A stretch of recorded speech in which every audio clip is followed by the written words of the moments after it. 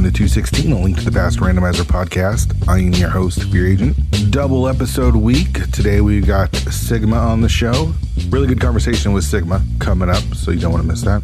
Stuff going on. Main tournament still in the semifinals. We got Andy versus Obscure. Not currently scheduled yet. Got Scholzer versus GFE this coming weekend. GFE is down a game to Scholzer, so they have both games 2 and 3 on the schedule. I believe Saturday and Sunday. The Sunday game only if necessary. So we'll see if GFE can even the series up or if Scholzer takes it in 2.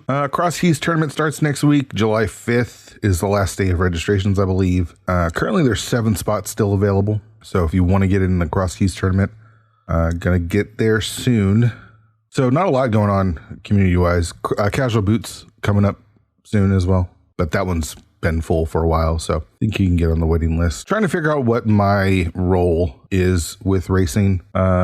Been back racing since I started in the podcast, and just trying to figure out what it is I enjoy. I'm a really competitive person, and when you have this competitive nature, it's hard to lose a lot.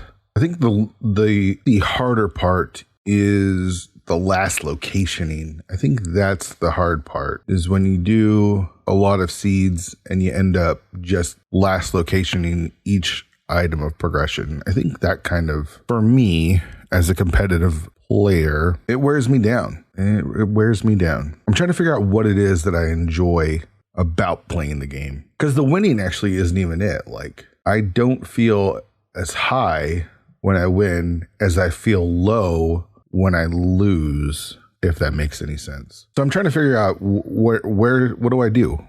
Like, what is my approach? And I think I have a real fascination with people that are a part of the community that don't race or don't play the game competitively, because I know myself, and I know that if I'm not engaged, if I'm not playing the game, if I'm not racing or doing the thing that I think that I enjoy, I worry that I will disappear into something else, because the type of person that I am, I get into something and then I fully dive in. I don't just like half-ass it. So whatever I'm in, I'm fully in. And if I'm not fully in it, then it kind of gets pushed to the side in my life. And I worry that if I don't race, then that sort of happens with Link to the Past randomizer.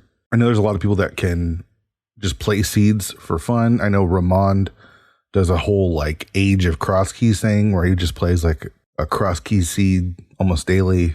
Ajneb, who won a couple of the main tournaments in the past, doesn't race competitively, and I still see him streaming stuff. There's people that can just play the game without the idea of competing. I don't know if I'm one of those people. So my struggle is, what is my role? I'm no longer in the league. I know I don't want to administer any sort of like tournament or league. I wasn't part of the council at one point. Definitely don't want to do that again. One thing that I have going right now is the podcast. I'm really having a blast doing the podcast. And what I'm enjoying about the podcast isn't relative to the game, honestly. It's talking with people and really just kind of getting to know who they are outside of the game. So I don't know. You know, there's still time to sign up for the Cross Keys tournament. Cross Keys is basically the only mode that I enjoy, but it's also super punishing when you last locate stuff a lot. The last seed I did had my progression on Zora with only gloves. I didn't have flippers, and I ended up doing some bunny walking instead of doing the one like last Light World in Logic check, which happened to be Zora. Zora had the hammer. The hammer gave me access to the left side of GT, which had the Moon Pearl. So it was like absolute last location. And I watched back my VOD against my opponent, and I got it like 20 minutes after my opponent. It's just like, that stuff just wears you down. So it's like I have this love for this mode. The mode doesn't love me back. Come on, mode.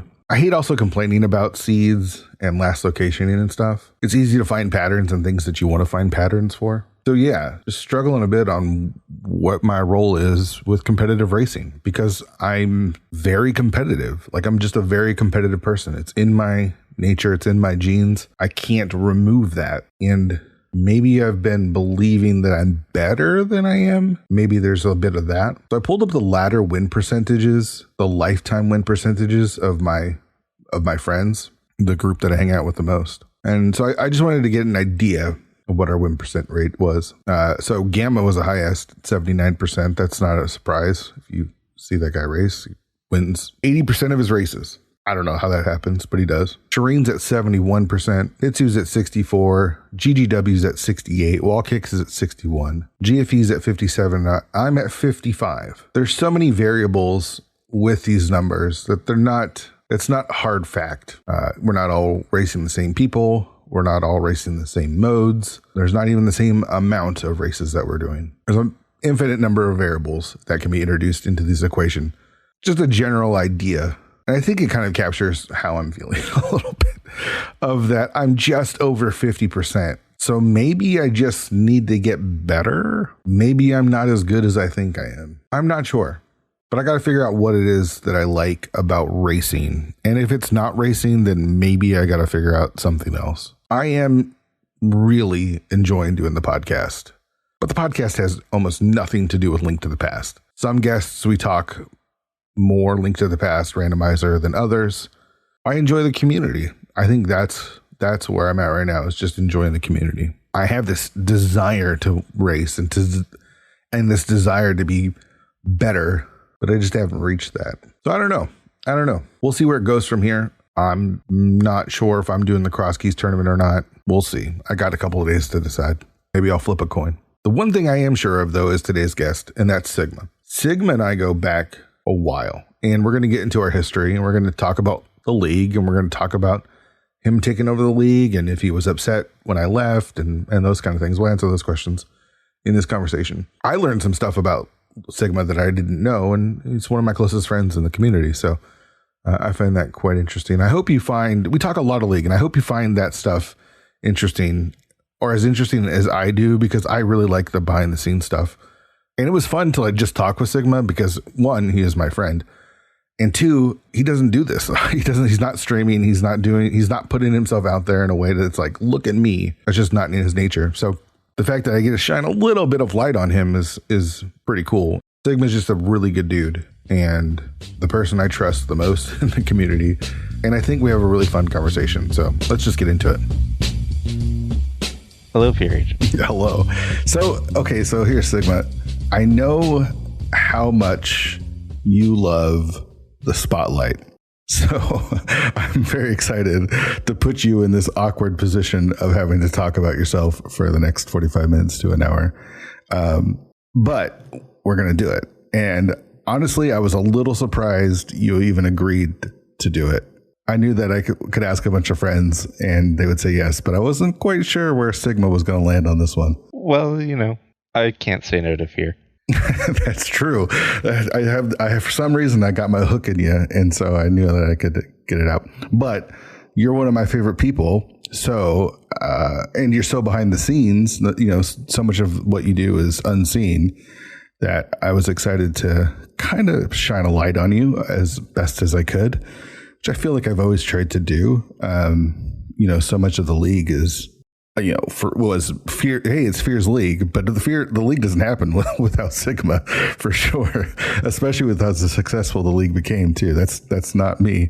I think we need to start in the beginning. I don't even know how we hooked up. Like, where were you when you started like following me and kind of came into my chat? Because I remember when you did, but were you following a lot of other runners? No, actually, that particular night, because I do remember it as well. That particular night, I was actually looking for someone to just watch for the evening who was playing randomizer, and I saw all of the live channels because I had gone through Twitch's like little directory. Yeah, and I saw your name, and I was like, oh, I think I've seen his name in relation to something else. And when you came up on the list, I was like, I recognize that name, so I clicked on it, and you were playing your first Cross Key seed, I believe. Oh wow! You were like 5 hours in, and you were it was an determined. agaped seed.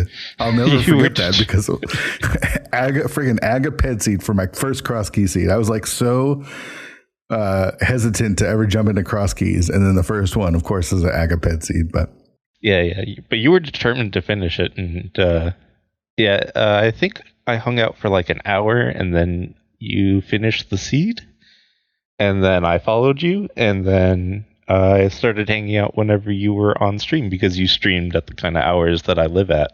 Yeah. At that time, anyways. Yeah. Yeah. So, I'm on the West Coast. You're on the East Coast, but you're not, I would quote unquote normal hours. You have pretty odd hours. Which just a little bit. Yeah. So were you following other ALTTPR runners, or were you familiar with the community, or where were you with ALTTPR specifically? I'm trying to remember exactly when that was. Like, I remember when that happened. I guess roughly around that time, I had to be like 2019? Just been getting in midnight 2019. Something like that, yeah. So I had just gotten into actually talking with people about the randomizer. I went and took a look in preparation for today. I started talking in the Discord in December of 2018. And I was mostly like answering questions about logic, usually unsuccessfully because I was still pretty new at it. But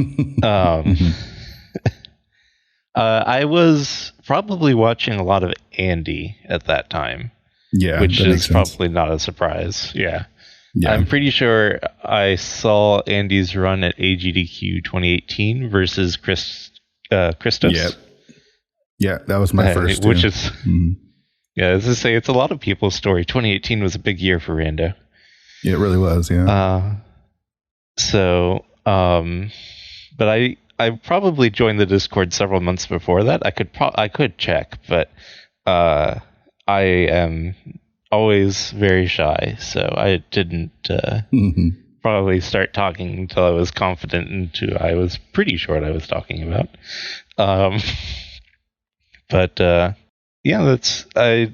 I didn't follow too many people though. Alhado was another person I was following at the time. Yeah. And another person that played at that time that you'd be around for. Yeah. Correct. Because he'd play even later than I would. He had like super late Pacific hours. Yeah, but he's on the East Coast. The reason why he played so late is because he had a baby. That makes sense. So you see the game at AGDQ and you start following Andy's stuff, but you don't start playing the game, right? Actually, I was playing the game. Just not racing. I was just doing independent seeds. But I was playing seeds often enough because I would occasionally talk about terrible seeds that I got. When I was looking through my old messages on the main Discord, one of them is a picture of the Moon Pearl on Lumberjack Ledge. Fun. Always fun. Yeah. So you picked it up and you started racing, but you didn't start racing, you're playing offline. Did you have any inclination of racing or playing competitively right off the bat? No, and I never would. I used to play a lot of competitive games many years ago. Like what? League of Legends, Team Fortress 2, very high competitive, high stress games. Yeah. More stressful than Rando for sure. And more competitive because they have a larger community of players for sure. Yeah.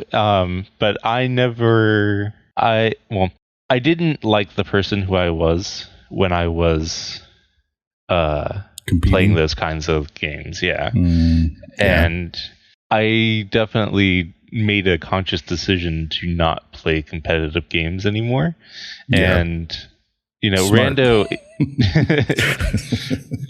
Rando is a really competitive game, but you can do it on your own. It's not you can be competitive against yourself, and I don't mind doing that. Yeah, there is a lot of people that are playing this game that aren't racing, or just have like their friends that they play it with, where they like casually race but aren't really even racing.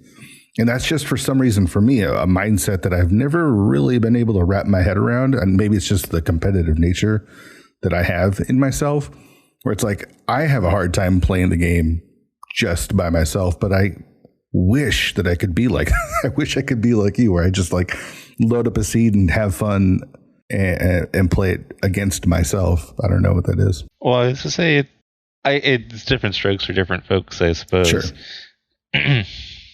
Totally. I can't really tell you how to do that.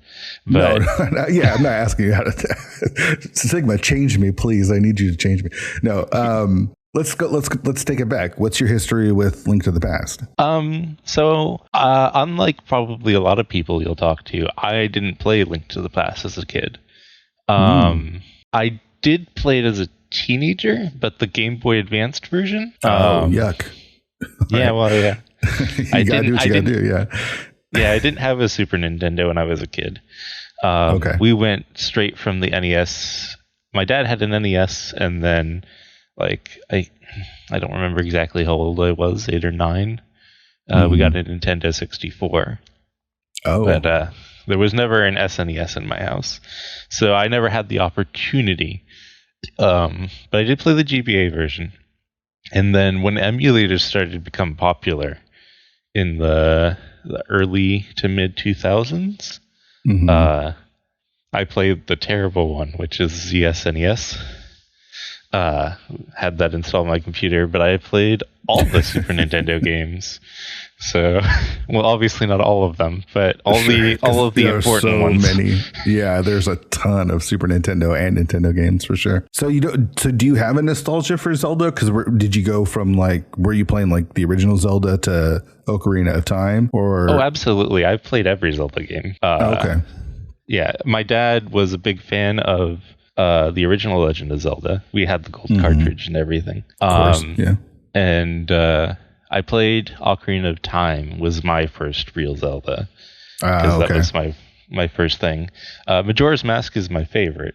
But I have owned and played every Legend of Zelda that's officially released.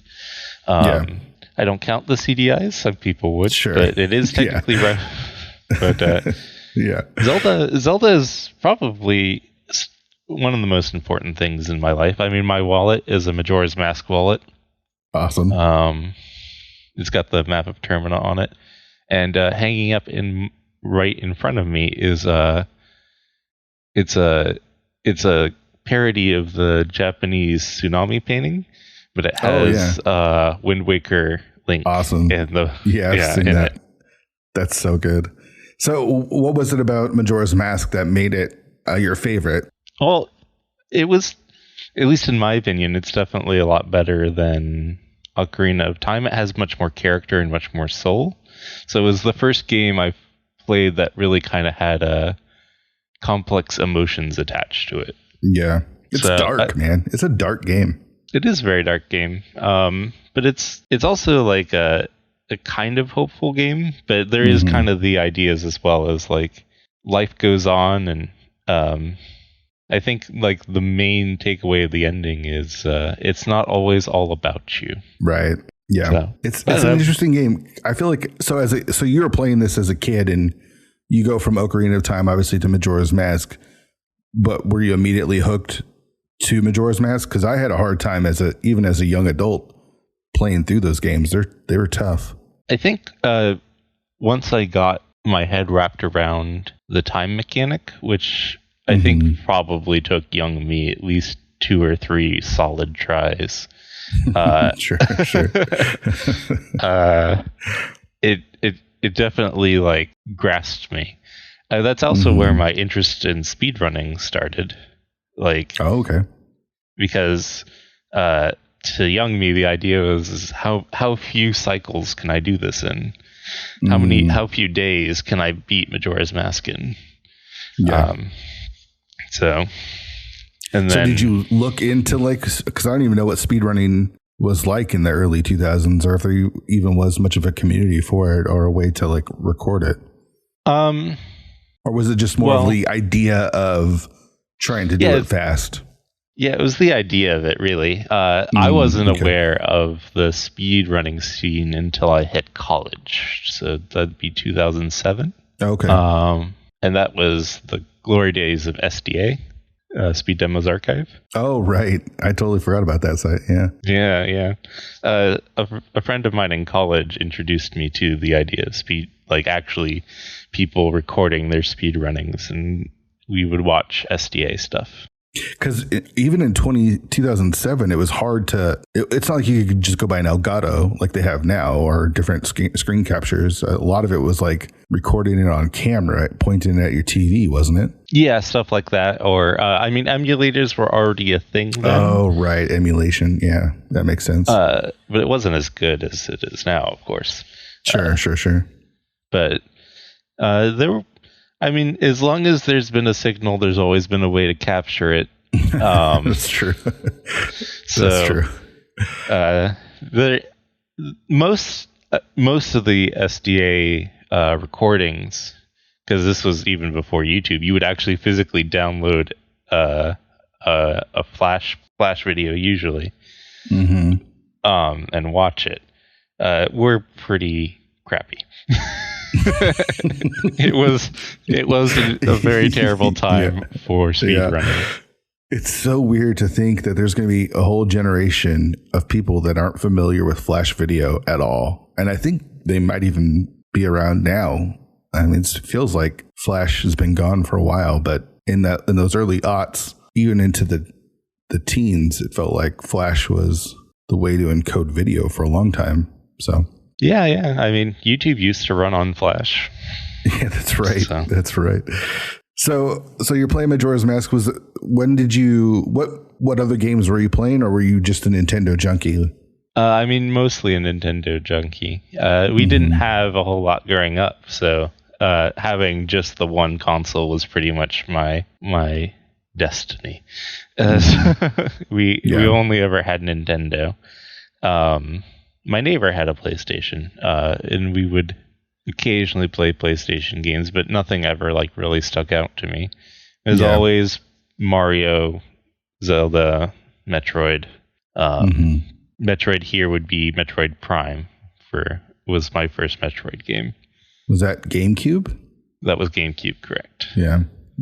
Metroid is one of those games that I've just never fully gotten into, whether it be the original side-scroller stuff or the 3D stuff either.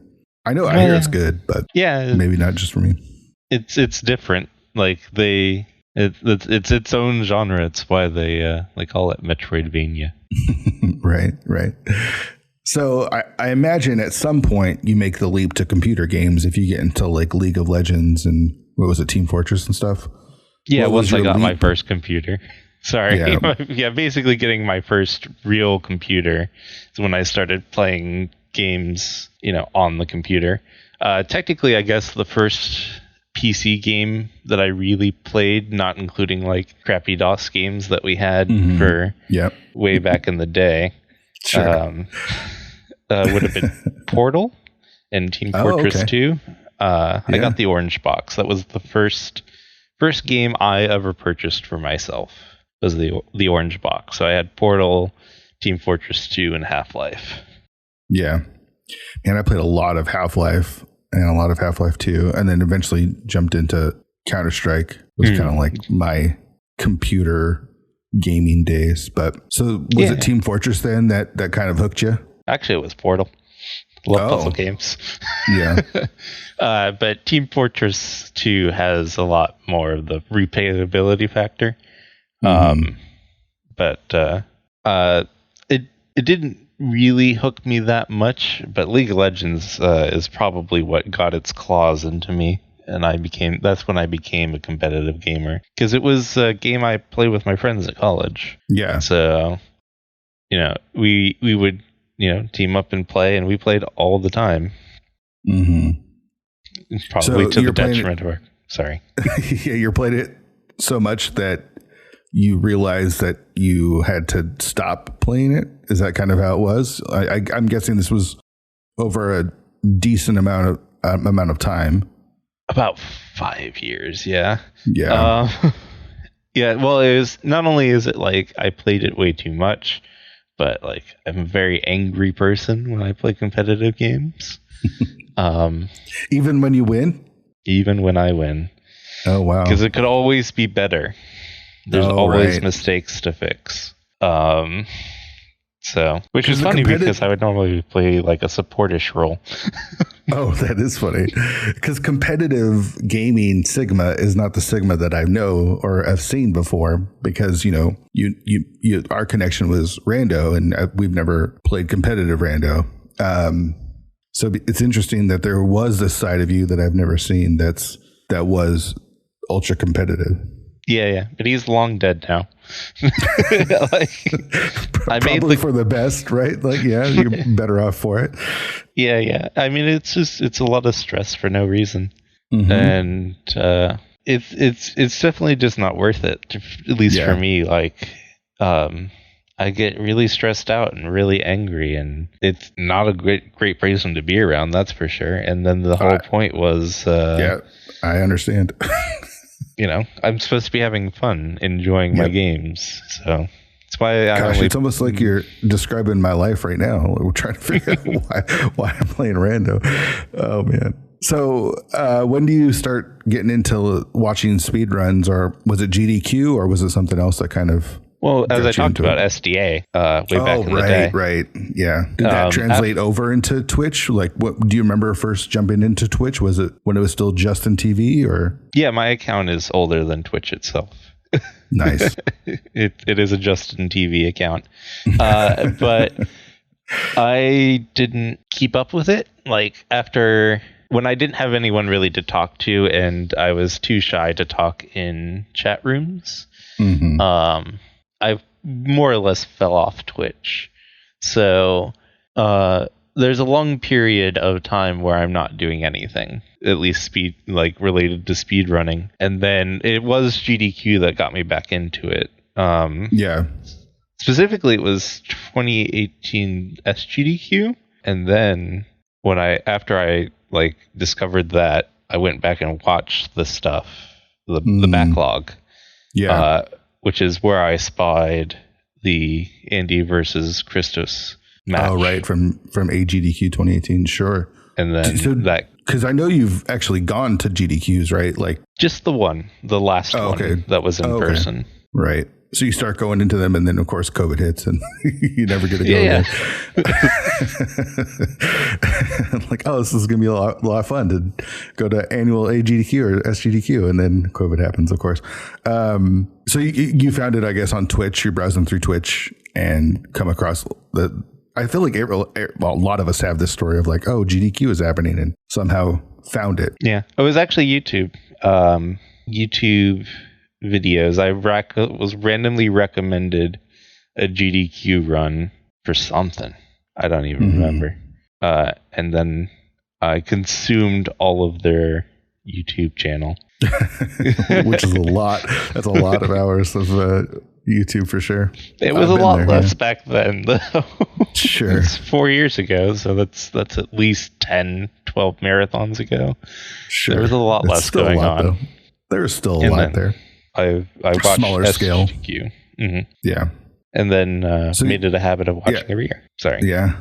No, it's super fun. Are you planning on going to more GDQs now? Yes, but not this upcoming one.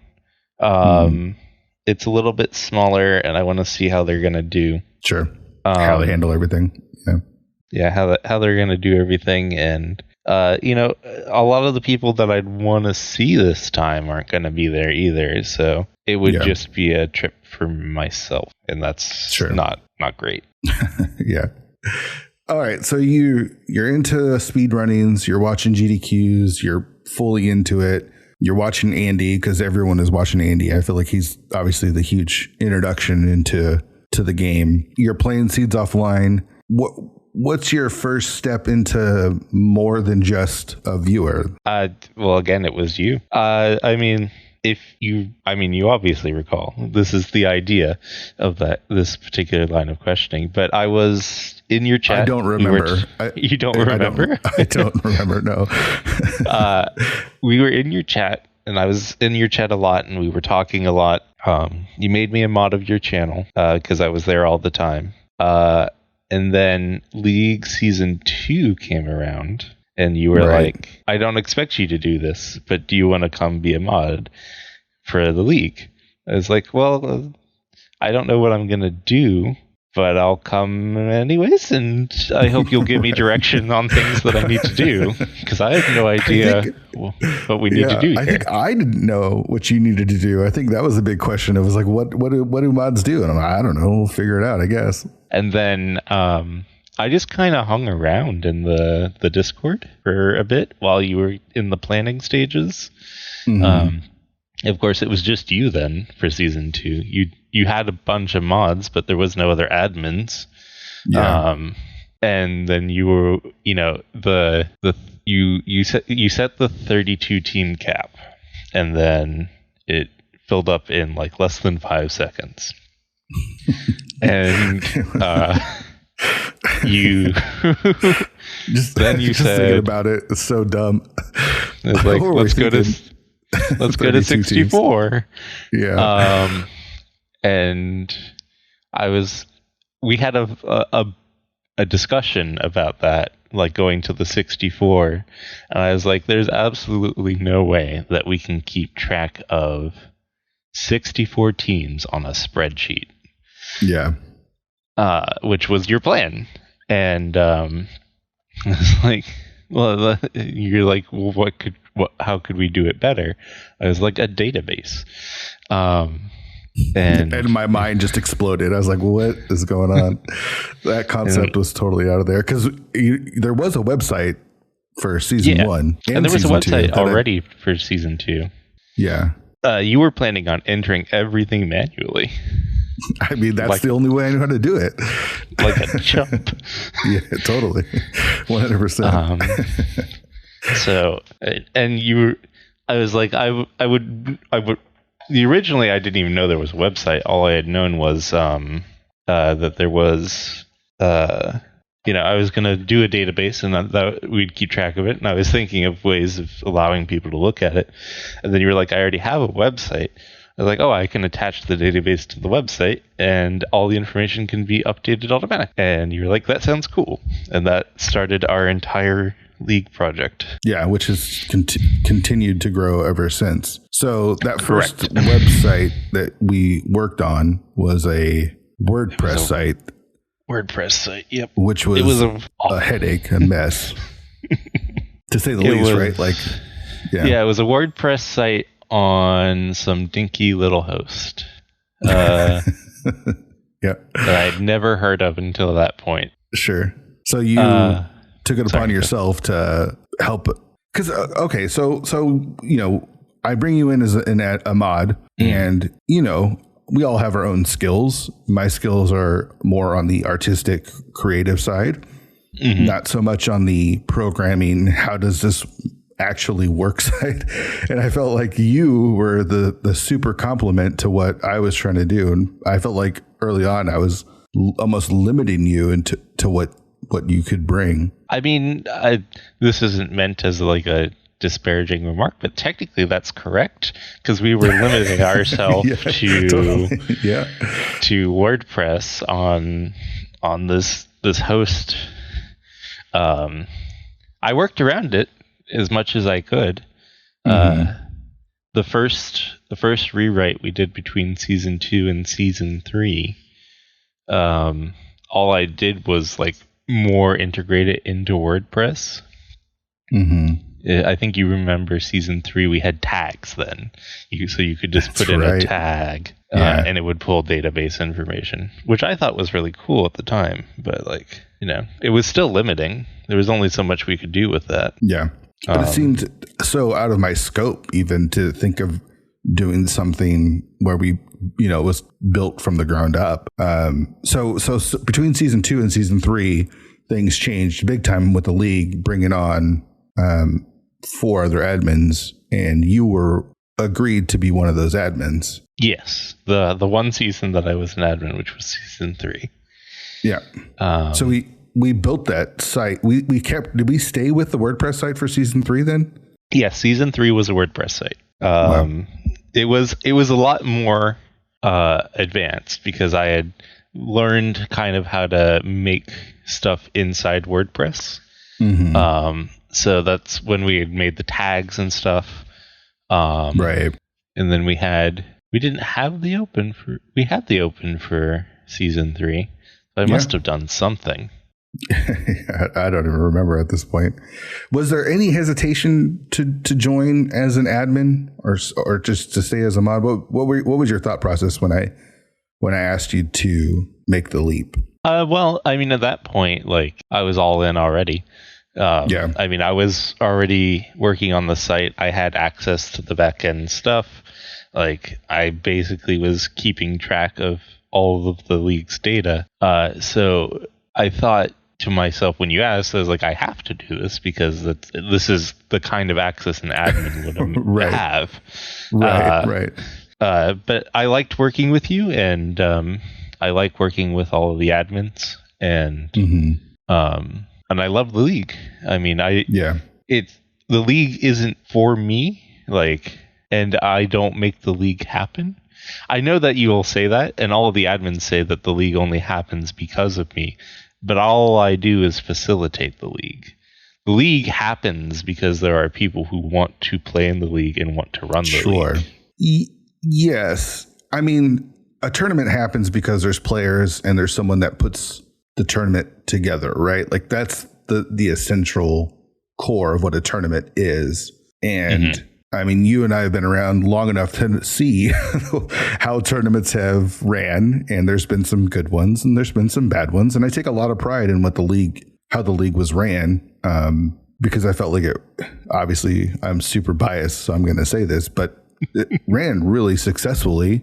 And I don't think anyone would disagree with that. And, a large portion of that, of what makes the running the league difficult, is not players play the game. It's trying to get restreams and a website together, right? Like, that's the core of the difficulty, I would say. And just to toot your own horn, what you have done is automated so much of that so that the league can run smoothly for both runners and admins. So I would say, you're a huge part of what it was, because, in season 1, I started with not even a spreadsheet, or I started with like a Google Doc, and then Drossi brought in a spreadsheet, and then you took the spreadsheet and helped make the website, with the database and stuff a little bit more automated, because I was literally putting everything in manually, and then you make the leap from mod to admin and take more control. And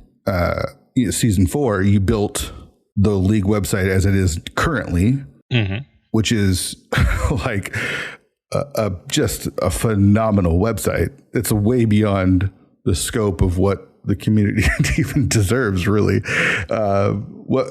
Give me some thoughts on the process of how we went from WordPress to what the site is now. We went to WordPress to where the site is now because I was tired of the website taking like 3.5 seconds to load. Was that it? It was absolutely the hosting is what changed the most? Well, we moved off of your host for season 3, I believe. I believe season 3's WordPress site was actually hosted on my machine. Oh, okay. My server, but it was still slow as balls. Because of WordPress. Of the WordPress? Yeah. Yeah, it was an old version of WordPress. I had to install some old PHP stuff to make that thing work. It just wasn't really well designed. And we were using stuff like Elementor, and there was a whole lot of stuff that loaded with each page.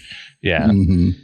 And instead of, because I wanted to start over no matter what, because like there was all of that baggage of when you were still learning stuff and when I was figuring out how to customize WordPress, and like it was like, I'm going to start over and we'll make a new page. That I asked you, I was like, would you be okay with it not being WordPress?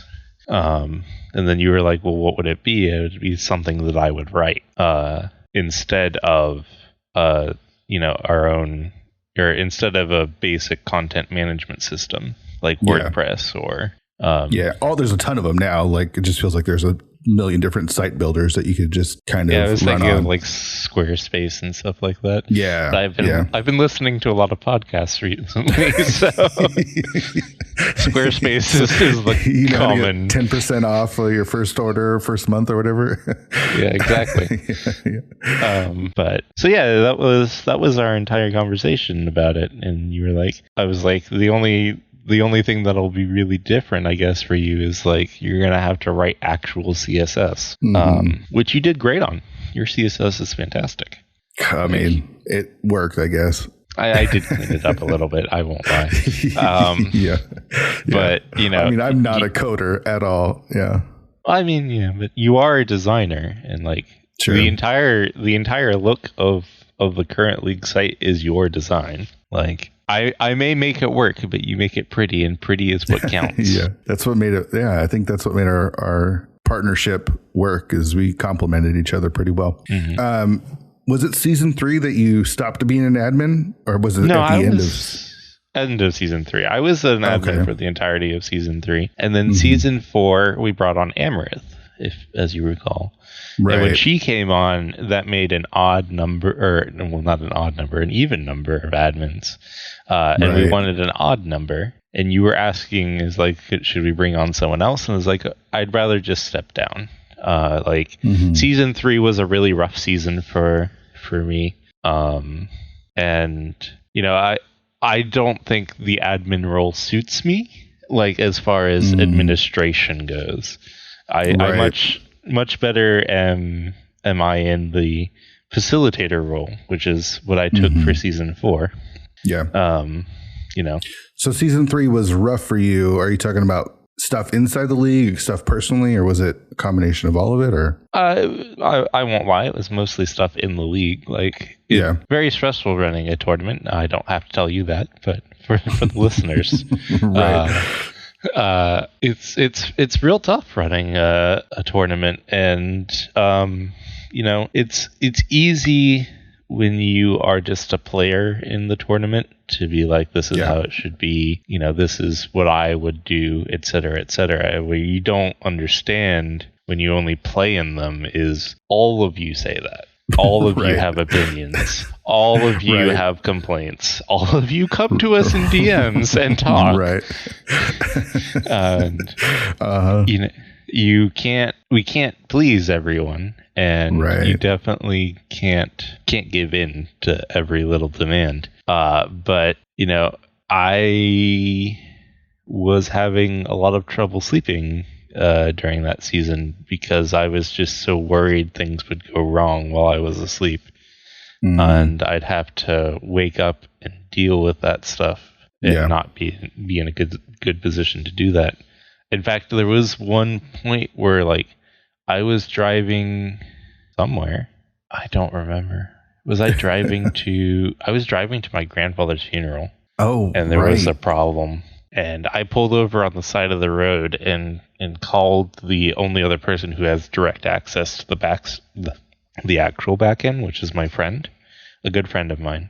Not anywhere in the league. It's no one there, but I had him run scripts for me as I was sitting on the side of the road. Wow. Because I didn't have the key that's on my phone that's required to access the server. So. Man, it's so stressful.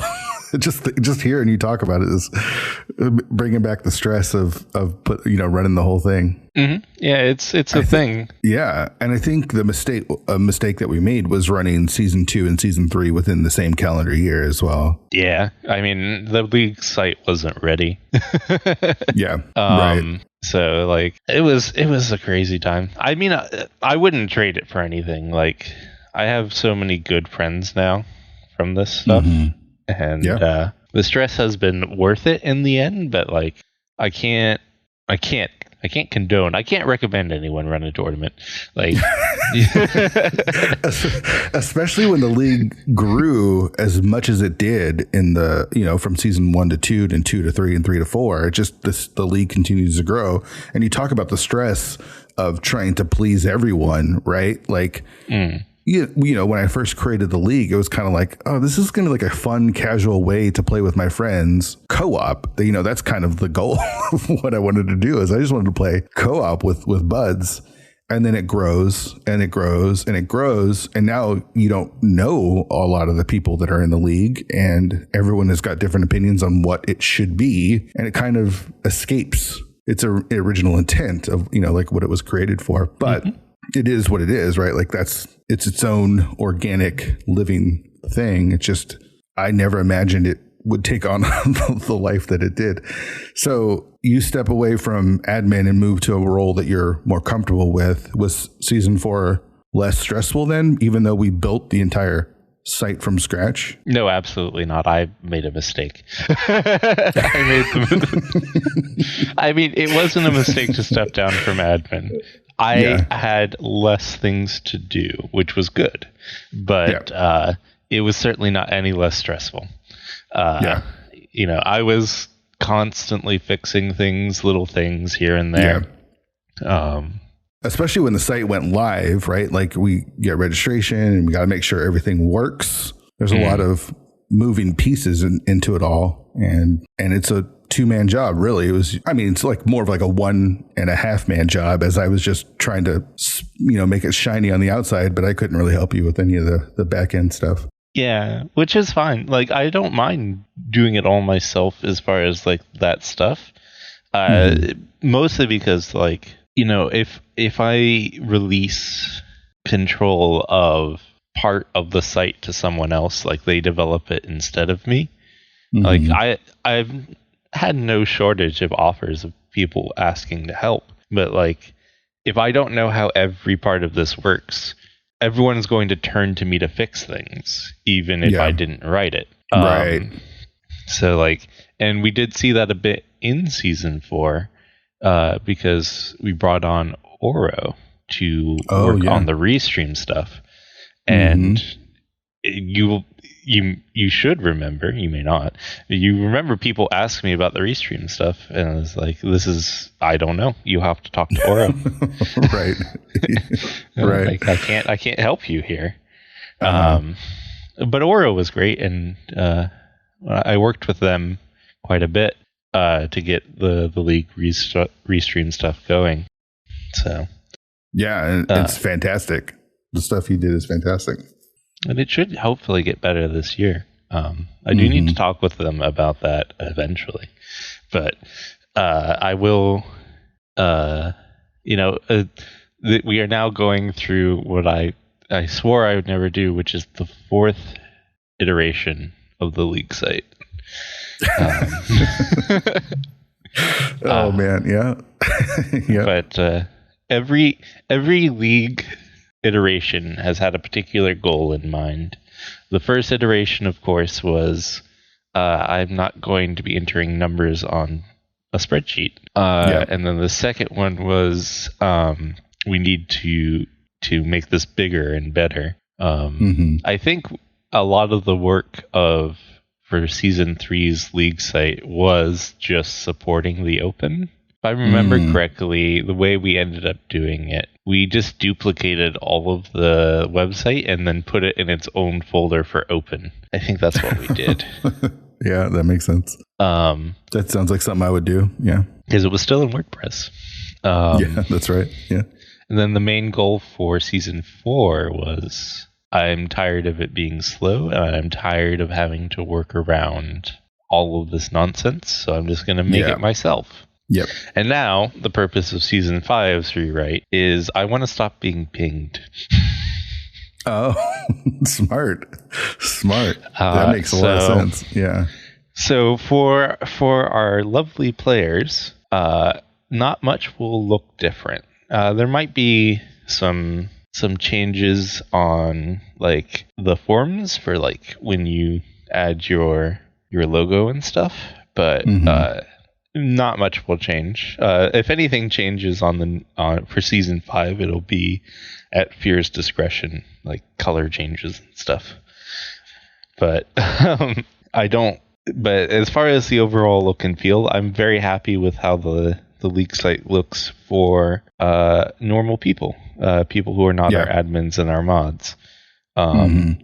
And I don't think we need to make any changes on that. So nothing will change for that. But already there is a massive change of what the back end looks like for our mods and our admins.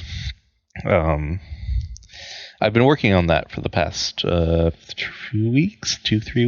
So, and that's stuff that no one's probably ever going to see.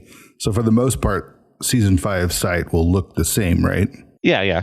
You'd have to be a mod or an admin to see the difference. Maybe a restreamer.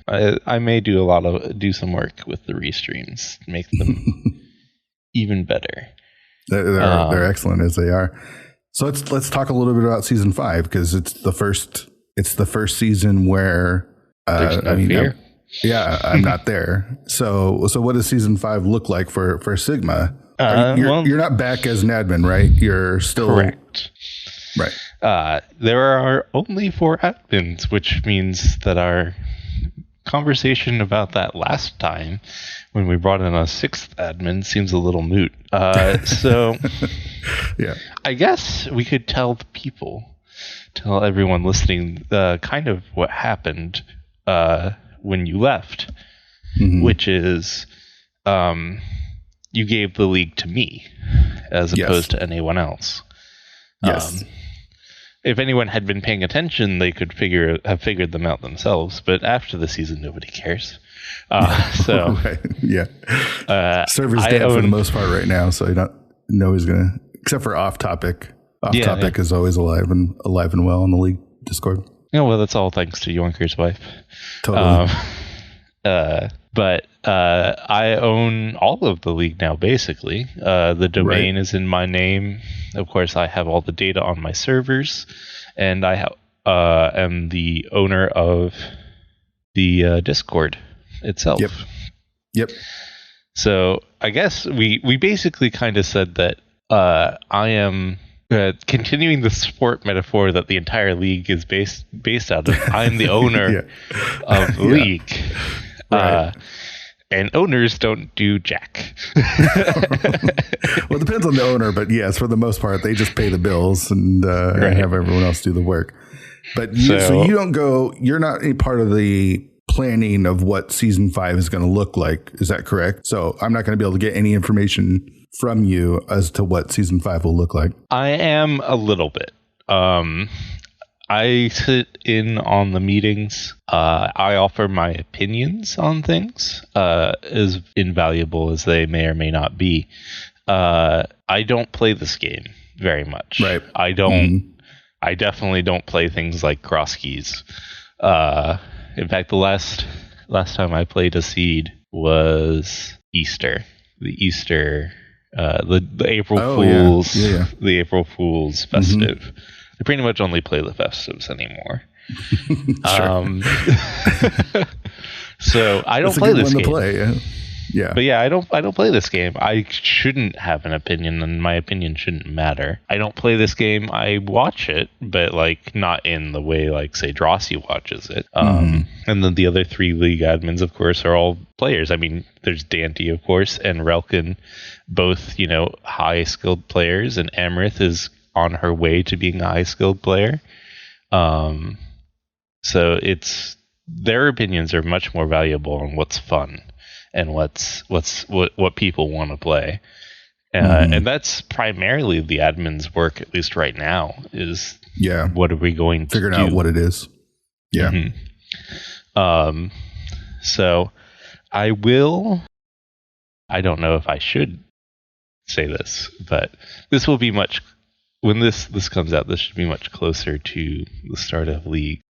But this may be the announcement for it, is we are still dead set on there will be no cap for open. So as many teams as want to come in, that's how many teams we have. Wow. And like I said, I don't even know if I personally agree with that. But other than the one thing that I've thrown my weight on, this is the one thing that I will not let happen. Like, it's the admins who control this, the 4 of them. And I serve as a tiebreaker if necessary. We've never needed really a tiebreaker in my opinion. But, I will tiebreak if there is a 2-2 split. A need for it. Yeah. Yeah. So let me ask you this, because this is we're gonna get into it a little bit. I left kind of unceremoniously towards the end of season 4 for personal reasons. I was not happy with how my former team handled the situation, and the game was like stressing me out. I'd already left the team before that, and so it was just for my own mental health, I had to just go away. And running the league it's just like, I had the idea for it and I felt like I ran it well, but it's just not necessarily in my DNA, right? Like, I want to play, not necessarily run it all. So there was always talk of when we were going to leave. Like, a lot of it was a joke, but there was truth to it as well. So was there hesitation to take on the ownership and to take on the role of you own it all? Where did you stand with all that? Well, I mean, when you told me that you were leaving and that you were giving me the league, like, hesitation would never be the correct word, because in my mind, the league is my responsibility. So, like, I am so attached to this project now. Like, if I left and stopped doing things, the league would probably continue, but it would look very different. Right. I don't want people, especially the admins, I don't want them to think that if I leave for whatever reason, like, the league has to end, or the league can't function without me, because the league can function without me. Right. Absolutely. Yeah. And so, but the league in its current state can't function without me, because it's all on the stuff that I've written. So right. I can't. So when you said it, like, there was no hesitation, because I felt obliged to. Like, you are my friend, and I will, do what you need me to do. I never imagined that it would be permanent, because you did always talk about leaving every season. Like, I think you and I have, you have, because we do have a pretty close relationship where I felt like I could be honest with you, and you've heard me say stuff or talk about stuff that I haven't told anyone else in the community, and a lot of it was like, I don't know how long I could do this, man. And I was always hesitant because I never wanted to just leave it on your shoulders. Was there any part of you was there any part of you was like pissed at me for leaving when I did? No, like, it would be understandable if that were the case. Like, if I was pissed a little bit. Yeah. So for sure. But I was never pissed, because, especially at the end of season 4, it was obvious that you needed a long break.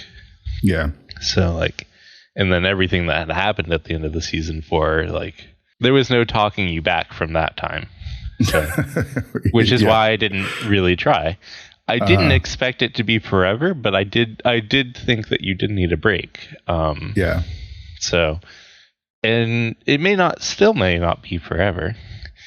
You definitely, I can feel you getting hyped again for it. Oh yeah, but more in I want to play in the league than I want to run the league, for sure. Yeah, but you do miss being on the inside. I can tell. For sure. Like, well, here's the thing is, I don't know if I missed being on the inside, but I felt like the admin crew, I felt like I put together a really good crew of people. Like, you, me, Amerith, Jossie, Relkin, and Dante have shared like a real group commodity together. And we've been through some ups and downs. And, when you build a group like that, there's a sense of kinship. And, when I left, I'm no longer in that group. So I think that's the thing that I missed the most, probably. I understand that.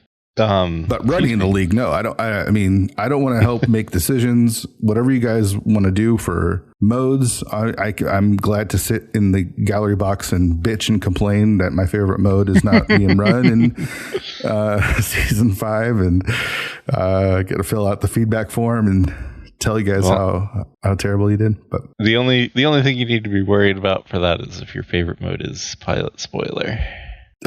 Yeah, that's not surprising. That is gone. I want nothing to do with it. At least we're gonna take a break for at least this season. Yeah, it's not necessarily gone forever, but yeah. I mean, there was a break from cross keys for a season, and people complained about that. So, and people will always complain, but like I'm looking forward to what the admins are going to do without you. Like, you are the heart. Even now, you are still the heart of the league. It is still your vision and your idea, and the words "what would fear do" aren't necessarily the exact words people are saying, but it's a lot of the sentiment and how they talk. It's like what would fear want here, and it's hopefully we'll break away from that. Not to say that your influence is bad in any way. But I want to see them run it without you in the back of their minds. And if I have to replace the whole admin team to do that, I might. But I would never actually do that. They're welcome. They're free to go, but I wouldn't remove them unless they did something grievous. Sure. I think the one person that's kind of irreplaceable is Amarith. I think. I mean, she can. I mean, obviously anybody can come and go, but what she's done with the restreams and what you guys have all done together with the restreams, including Oro, has been pretty spectacular. Yeah. Well, the thing is I really feel there are two people who are irreplaceable. It's Amarith and Drossi. Amarith is really, the restream stuff. That's all her. Like, she is really good at it. She's really good at it, and she brings a calmness to the group too. By the way. Yeah. Well, sort of. She's a meme lord. I won't lie. Sure. There is such a thing as too chill. Sure. But she's got a level head. She's very level-headed and and rational. She definitely does kind of balance the fiery nature of the other three admins. Strong opinions, all of them, which is fine. Strong opinions are how you lead. Yeah. But Drossi is the other person who's really irreplaceable to me. Like, I don't think anyone else has the kind of insight into how tournaments should be structured. And he has many strong opinions, a lot of them that I disagree with, but I still respect his opinions on those kinds of things because I don't know. Like, we both have mathematical backgrounds, and that's kind of where he's drawing his half of where he's drawing that kind of information from. The other half being his absolute absurd love of sports. So, I don't have that love for sports. I'm the odd man out on that.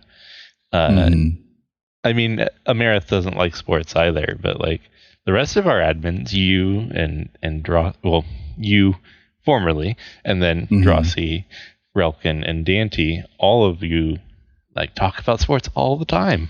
And that's why the league is the way it is. It's built on the idea of a sports season into a championship bracket. And a popular one because as we've seen, a lot of other communities have started leagues of their own. Yeah. So those, and I'm not going to disparage the contributions that Dante and Relkin bring. Throw them under the bus. Dante needs to get taken down a peg. Let's take him down. Let's bring Dante down a bit. I think he humbles himself more than anyone else. No, yeah, for sure. But I do think that if I had to replace them, those are the two that I would replace, or would have the easiest time to replace, is what I should say. I don't want to replace them. I want to make that clear. I'm perfectly fine with my admins as they are. Yeah. But I think any further changes to the admin group has to be done very delicately. Like, the balance is very good right now. Yeah. So cool. I think we covered it. I think we got it all. Unless there's something else that I missed. I mean, we barely talked ALTTPR, but you don't really play the game. You're more of a spectator, and part of. I think what I find so fascinating is that you have stuck around and are working to make the league run, which is one of the two big pillars of the community as far as tournaments go. And yet you don't play the game. I find that fascinating. I don't understand why that would be fascinating. Like, you don't have to always play the game to love the game. I love A Link to the Past randomizer. That is true. It is one of the best randomizers I've played. If not the best. Like, I don't ever see the kind of concessions that other randomizers make in A Link to the Past randomizer. The game is really built for it wasn't built for it, but it feels like it was built for it. Totally, it totally does. Yeah. And I think it's fascinating just because it's a perspective that I don't have. Right, like not that it's wrong or bad or something. It's just not a perspective. Like, if I didn't play the game, I don't know how long I would have stuck around. That's all I'm saying. Well, yeah, but just again me. That's me personally. So I find it fascinating to learn about different perspectives, and like yours and Drossie's perspectives are interesting to me. Well, I mean, the reason I stick around is because I enjoy the work that I do for the league. Right. And it's a community, right? Like, you can call people in this community like true great friends. And that helps. Some people. Some people for sure.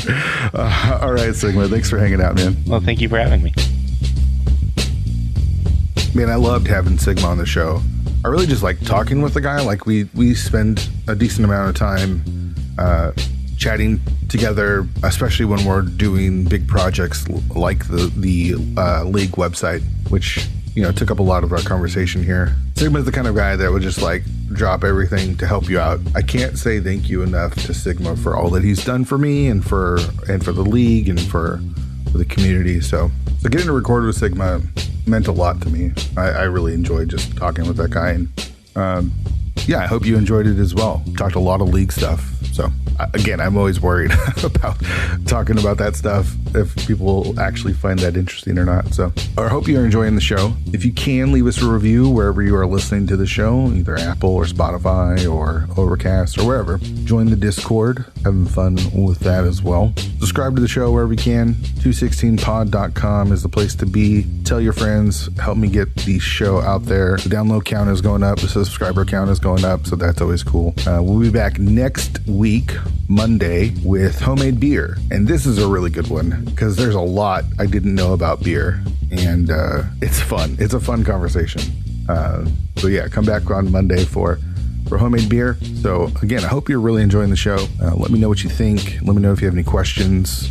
Let me know if you're feeling like I am at all, or am I on an island? Do you get frustrated with the game? Do you feel worn out by the game? Are you still having fun with the game? And if you feel those feelings, how do you get out of that? Do you take a break? I've tried taking a break and it hasn't helped as much as I had hoped. So yeah, let me know. Definitely let me hear from you. Join that Discord, 216pod.com. Thanks again for listening. We'll see you next week.